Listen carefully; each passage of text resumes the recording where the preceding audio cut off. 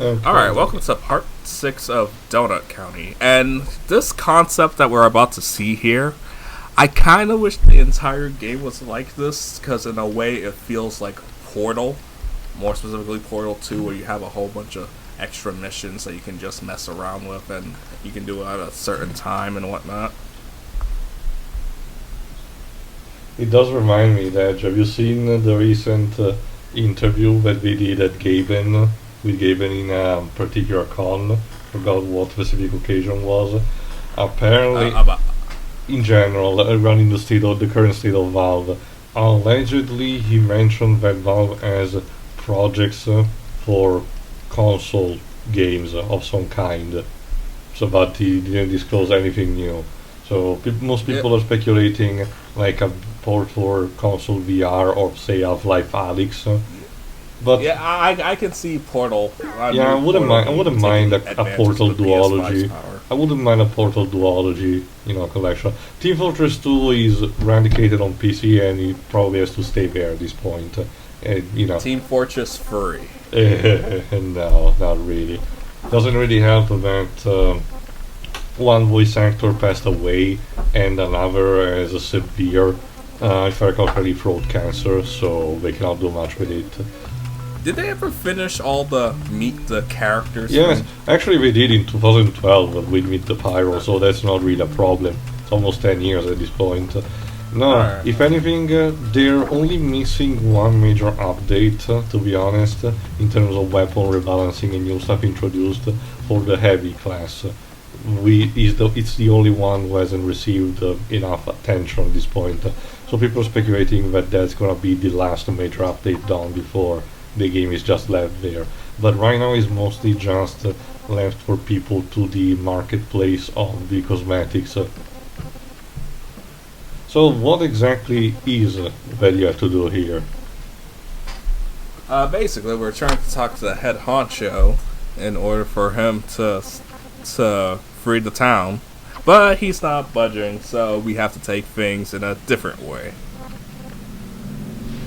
Also, a USB drive is our only key. This is the plot to Spider-Verse. And Cloud with a chance of meatballs. And the Mitchells versus Machines. What is with these guys reusing similar plot points? It's nothing new. It's an evolution of a floppy disk has everything inside it from the 90s. That movie looks weird to me. I can't put my finger on it. Which one? It's because it's a 3D animation looking like a 2D animation. It looks too Uncanny Valley for me to enjoy it. I'm also just... the art style wasn't also just for me either. I saw it with Dwibs and Pedro. I was the only one that really enjoyed it. They just found it to be Yeah, I heard. But it's like it's on Netflix, so 2 days, then that's it. No, people are still talking about it. Then again, I follow a lot of artists, and when it comes to the cartoons, they'll talk about it non-stop. Yeah. I'm just afraid that this might suffer from the Spider-Verse effect. What does that mean? You know how everyone was saying Spider-Verse is the best movie ever? And you know how it got to the point where they even said like, wow, Disney never made a good movie or something like that. I was like, okay, calm down. Or Spider-Verse is better than the entirety of the MCU. It's like, calm down. Stop. This music, that's pretty neat. Yeah. This reminds me of Aperture Science Labs. Mm-hmm. Aperture Science? Yeah. Because we're going to do some lab experiments. Oh boy. I hope you guys are ready.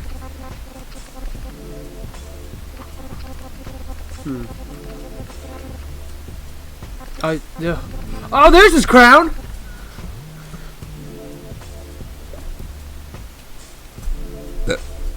Terrence? Yeah? Oh, okay. I was like, well, you sounded off right there for a bit. Oh. Okay, bye. I'm gonna dip, bye. It's the lo-fi edge. It's creating that effect. I see. Alright, now you see the magnet? I wasn't paying attention at first. I was like, what was I doing? Keep in mind, this was one of the free games I recorded back to back in a span of a day or two when Terrence got COVID and Marcos was going through stuff. So you recorded this to me. You recorded this what, 5 months ago? Back in December. Dang. I didn't get around to editing it until March because I was just I burnt myself out. That's why I didn't record anything for a good while. I mean, you gotta take breaks. Until Panzer Dragon. I mean, yeah. It also depends on what you tend to do in general. If it's a game you generally enjoy, time manages to be spent like that without you thinking too much about it. If it's at least something kind of awful that you don't really like to play in the first place, yeah. I mean, I found that's all the games I recorded in that short time. I enjoyed it. It was just right, my birthday's coming up, so I don't want to do any work at all. I just want to spend the day with my mom. Yeah, and watch The Mandalorian, which I should get to finishing. Oh, you haven't finished it yet? Yeah, I'm still on season 1. Oh, what? Oh, you're missing out, man. Yeah, I know. Dude, The Mandalorian's the best thing to fucking come out of Disney Star Wars. I heard Bad Batch is good. I haven't watched it yet. Although I'm not... I like the Clone Wars, but it's not something I can binge watch. I don't know why. It doesn't have that the Clone Wars, again, the difference in years with the season is showcased. If you watch the first season of the Clone Wars and the last one, they're almost like two complete different things. What, the quality or just the atmosphere? Overall, the quality of animation, writing, the way the characters behave and all. It's obvious, but oh Jesus Christ. Don't panic, they're just fucking. Seems like Mr. and Mrs. Bunny have been practicing the multiplication table. Wait. Don't panic, you're just witnessing a bunny orgy. This is a science lab after all, so... Please finish filling out. Oh, yeah, they are. Shit. Oh. Okay, now we're getting WandaVision? Yeah, we still have to do that podcast. God damn. Yeah. I mean, at this point, by the time we'll be ready, the Loki series will have been completed anyway. I still haven't watched Falcon and Winter Soldier. You should, it's pretty neat. I like it better than WandaVision. Really? It seems to be also be the general consensus, Terrence. I personally enjoy both of them, equally, but for yeah. They're both good shows. Oh, there you go. But again, they have their merits and their flaws. That's pretty much it. Actually, if there's anything that I'm interested in, it's seasons 2 and 3 of Invincible, because holy shit, that was great. Yep. And to me, they didn't even know much about the source material anyway, so actually got to see it a bit blindly. Yeah, I am going to buy the comics next month after I'm done doing bills and all that jazz. Yeah. Again, so go on. No, it's just that I have a funny history because I believe when I was working at the comic book store in the city back in 2018? 18. Yeah. 18, 19. Yeah. I think either Invincible was either ending or there was something going on because there was a bunch of promotional posters all over the store and there were a lot of graphic novel series of it. And it was something I saw and I'm like, this kind of looks like a not Marvel or DC comic, superhero comics. So I'm like, eh. So Image Comics, yes. Yeah, basically. So I didn't really pay it any mind, but James's cousin Matt has apparently been reading it for a while, and he's like, no, dude, this is really fucking good. And he's like, the show was pretty much very similar to the comic, except it obviously sped things up a bit, which is fine because you're making a cartoon. And not to mention some of the early stuff. Since it came out in the early 2000s, some of the stuff has dated. Like Mark, when his friend tells him to fly him, he does, and he says, "This is so gay." They're like, "Oh yeah, that's not." Well, Good. yeah, that's gotta be changed. His friend's gay. Yeah, but it's more like, you know how everyone uses "gay" as an insult back then. Back then. Yeah. I mean, In it's still common now. In popular culture, more like. Yeah. Well, I mean, Invincible came out, I think, in like 2002, so yeah, that's... Yeah. Jesus Christ, that's almost 20 years ago. And the reason why shows like that or The Boys manage to be successful these days is mostly because of the now we have a situation of superhero products. So of course you're like seeing a deconstruction product manage to make it work. Well, I wouldn't call Invincible a deconstruction. It's... Well, it's both those things. It deconstructs something to then reconstruct it later. Yeah, it's kind of similar to, what am I thinking of? I'm trying to compare it. It's... My Hero Academia? Not really, because it subverts expectations, even though it's technically... That doesn't like that word. I guess I'm not thinking of the right words, but it's like, you know, we like you said, we live in an age where superhero media is just completely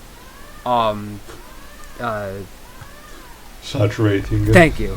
I'd say it's more it celebrates superheroes because the creator Robert Kirkman is a fan. He did want to work at Marvel or DC, one of them, but got rejected. So he's like, all right, I'll make my own thing. Yeah, good on him. Yet DC keeps having people like Frank Miller having a job. I really understand why. Because his name sells. Yeah. I know that the creator of Bone wrote a Shazam story. I think so, but I actually haven't read it. I think it was part of an initiative that DC had about having, like, not necessarily Elseworld stories, but, minor stories drawn by people who are even not part of DC, but are also, fans of it, like the run... So freelancers. Yeah, like the run of Arlene done by Stepan Stizik. Now you see, Terrence, that's the Burger King. Okay, that's fair. I mean, getting back to the... It's with DC and Marvel, it's not more of like freelancing, it's just that, if you're... They have a specific, group of people that... Artists, both inkers, writers, artists, that work for them, that work for both Marvel and DC and share it sometimes. But it's also because, if you work for Marvel or DC, you are just getting paid to do your job. So, if you're a writer and you come up with a story, and you come up with, some sort of new supervillain, that ain't yours, buddy. That's DC and Marvel property. Yeah. One major... That's why the creator of... Not the creator, the original writer for the Power Rangers comic book, Kyle Higgins, I believe his name is. Yeah, Kyle Higgins. He posts on Twitter, "Oh, please create your own characters." I mean, so that corporations won't own them. If you legitimately want to work for a company and draw stuff, that you shouldn't discredit that, because if you want to do that, that's what you want to do. But, you just got to know if you want to draw Batman comics, if that's what you love Batman, you love, the Joker, other DC stuff, and if that's what you want to do, then by all means, you can do it. You just have to know that if you try to think of an original idea or a character, you're probably not going to get recognition for it because it's technically going to be the property of DC. Warner Brothers. Yes. And they're free to completely fuck it over the way they want. Again, major exceptions are the people who made contracts in the 80s and early 90s, Again, I mentioned it when we commented on Watchmen, where Watchmen has a bit of a loophole in a sense that if DC manages to have the book go actually out of print, everything gets back to Alan Moore, no questions asked. So DC is doing whatever they can to make sure the book never goes out of print. Yeah. And that's why Dr. Manhattan is responsible for the New 52. Thanks, so fucking Doomsday Clock. That's so fucking. That will never not be funny. Blame Geoff Johns. Geoff Johns. You should have heard my reaction when Tio explained Yeah. that story to me. Geoff Johns has good ideas, but sometimes he's way too much of a tryhard. But Anyway, anyway, have a garbage day because we'll get into the next part. see ya.